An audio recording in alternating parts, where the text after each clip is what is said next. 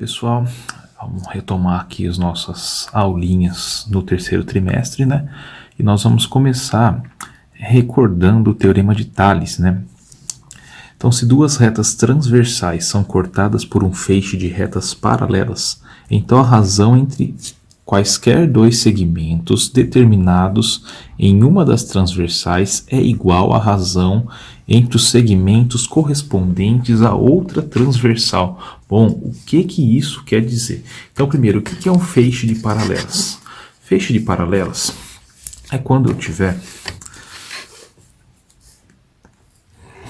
por exemplo, três retas paralelas, duas a duas, tá?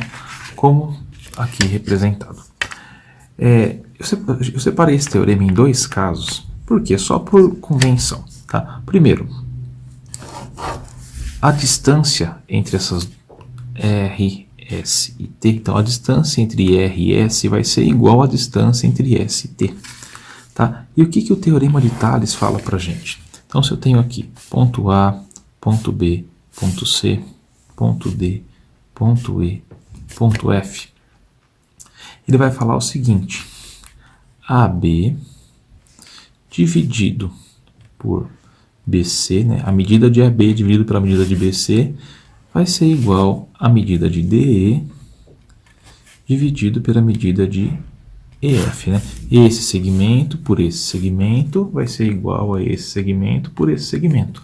Isso é o Teorema de Tales, isso é essa razão entre quaisquer dois segmentos aqui que fala no enunciado do teorema. Tá? E nesse caso aqui, né, como eu tenho a congruência por conta da distância, isso aqui vai dar 1, mas é só nesse caso. O outro caso, eu também vou ter aqui um feixe de paralelas, entretanto, elas não estarão à mesma distância uma da outra. Tá? Então, o que o teorema fala nesse caso aqui? Vou construir aqui. G, H, I, J, K, L.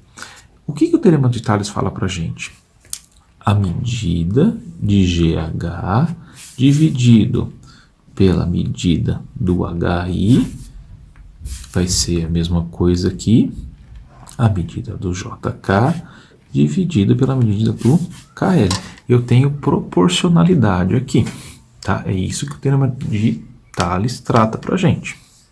E um próximo teorema que a gente já está acostumado, bem acostumado por sinal, é o Teorema de Pitágoras. Então, em qualquer triângulo retângulo, o quadrado da medida da hipotenusa é igual à soma dos quadrados das medidas dos catetos. Bom, o que isso quer dizer? Então, eu tenho aqui um triângulo retângulo e só recordando, né, o que é hipotenusa, o que é triângulo retângulo. Então, triângulo retângulo, porque eu tenho um ângulo reto, tá? A minha hipotenusa é o lado que está